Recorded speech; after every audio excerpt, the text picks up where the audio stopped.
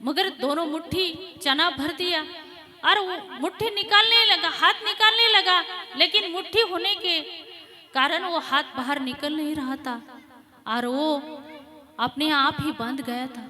उसको लगा कि किसी ने मुझे बांध रखा है। मुझे बताओ, उसको किसी ने बांध रखा था क्या? नहीं, वो मुट्ठी खोल छोड़ देता तो हाथ बाहर निकल जाते। वैसे ही हम ही अपने आप बांध गए हैं। भगवान, ये माया के कारण हम भगवान परमात्मा को भूल गए हैं। और वहाँ इसके लिए हमें ज्ञान की जरूरत है। अभी ज्ञान के लिए हमें एक दिया जलाना पड़ेगा। तो दिए के लिए हमें शुद्ध घी चाहिए और शुद्ध घी के लिए भगवान श्री हरि के कृपा से सात्विक श्रद्धा रूपी गाय हमारे हृदय में आकर बस जानी चाहिए। अगर भगवान की कृपा से सात्विक श्रद्धा रूपी गाय हमारे हृदय में आकर बस भी जाए तो उसको चराने वाला ग्वाला चाहिए। वो ग्वाला कैसा चाहिए? निर्मल मन अहिर निज दासा, मन जिसके अधीन हो ऐसा ग्वाला होना चाहिए। अगर हमें ग्वाला भी मिल जाए तो भी वो गाय की खुराक कैसी होनी चाहिए? यम नियम आसन ध्यान धारणा, ये उसकी अष्टांग योग वृत्ति, उसका आहार चाहिए।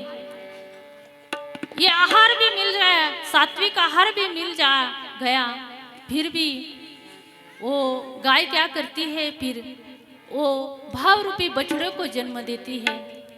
फिर वो भाव रूपी बछड़ा अपनी माँ यानी सात्विक श्रद्धा रूपी गाय के स्तन को मुंह लगाता है तो वो गाय क्या करती है? परम धर्म रूपी दूध पाना छोड़ देती है और फिर वो ग्वाला विश्वास रूपी बर्तन में वो ग्वाला दूध निकाल लेता है और निष्काम भाव रूपी अग्नि पर वो दूध गर्म करता है।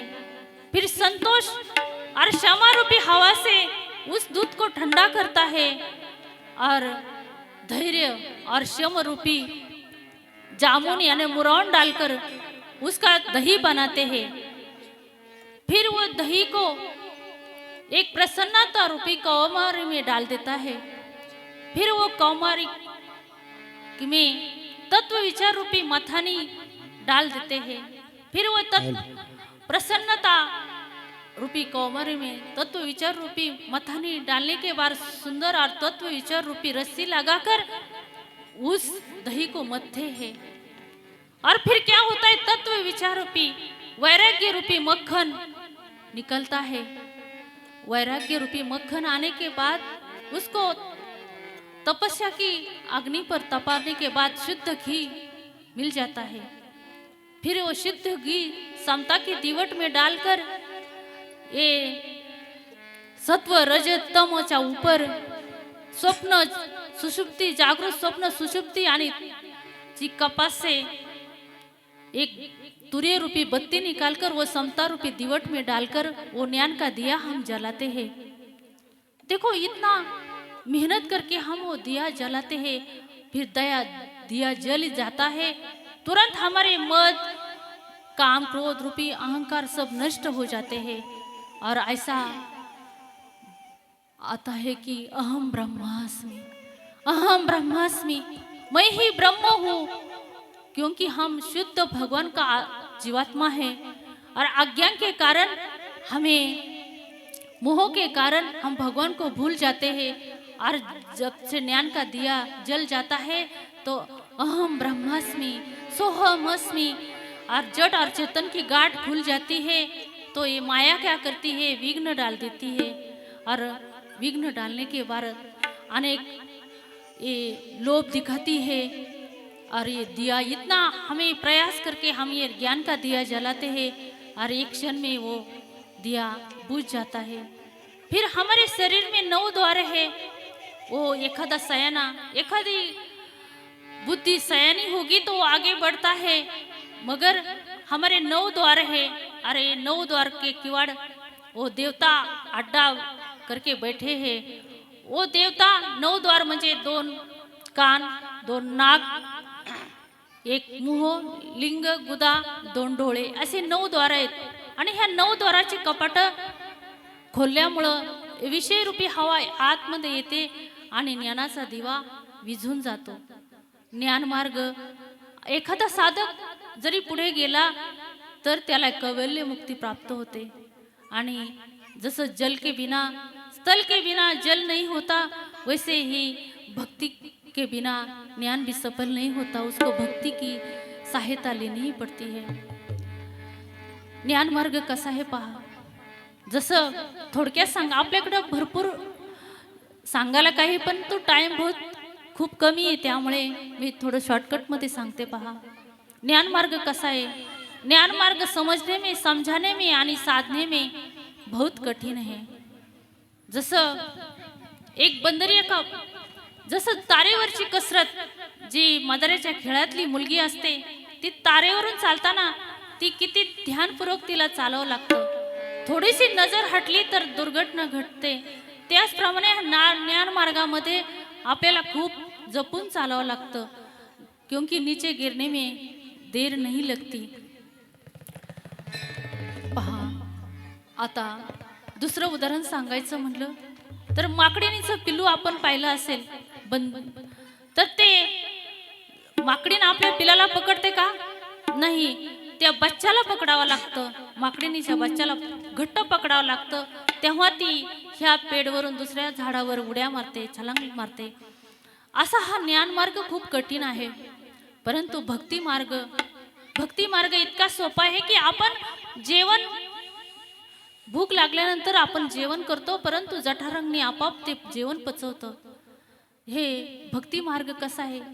निर्मल मन जन सो मोही पावा, मोही कपट छल छिद्र न भावा. ज्याचं मन निर्मळ आहे त्यालाच ही भक्ती प्राप्त होत असते. पहा, भक्तीसाठी आपल्याला दिव्याची आवश्यकता नाही, तुपाची गरज नाही, दिवा, वाती, बत्ती कशाचीच आवश्यकता नाही, कारण भक्तिरूपी मनी स्वयंप्रकाशक आहे. हो परम प्रकाश रूप दिन राती,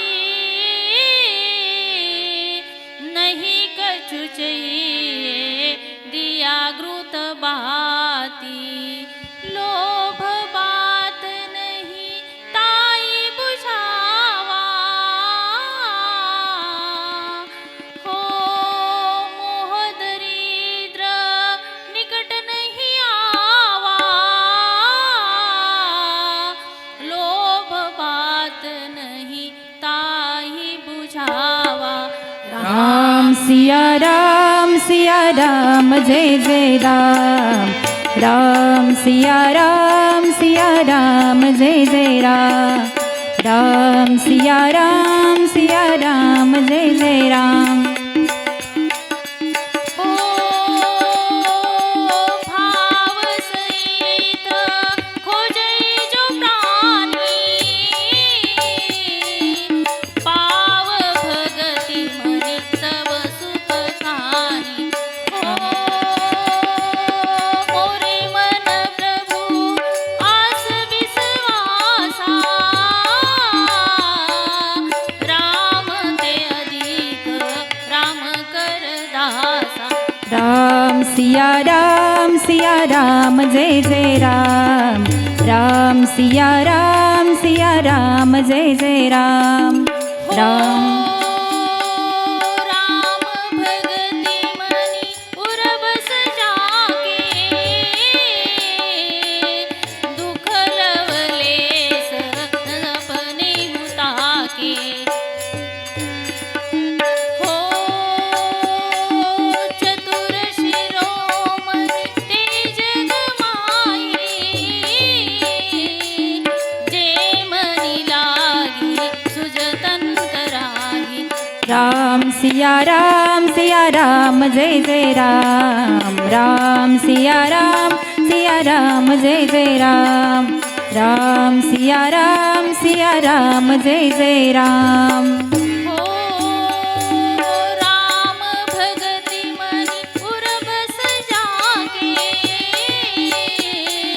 दुख लवलेस अपने उताके. राम सिया राम जय जय राम.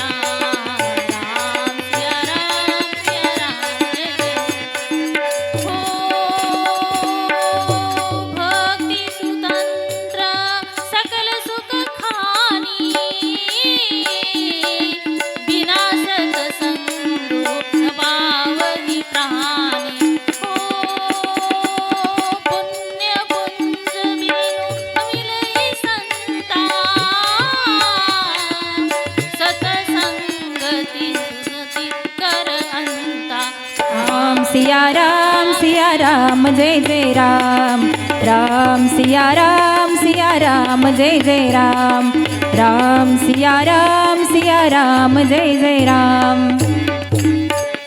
हे सब सुखों की खान जो भक्ति है, ये भक्ति एक सबसे नीच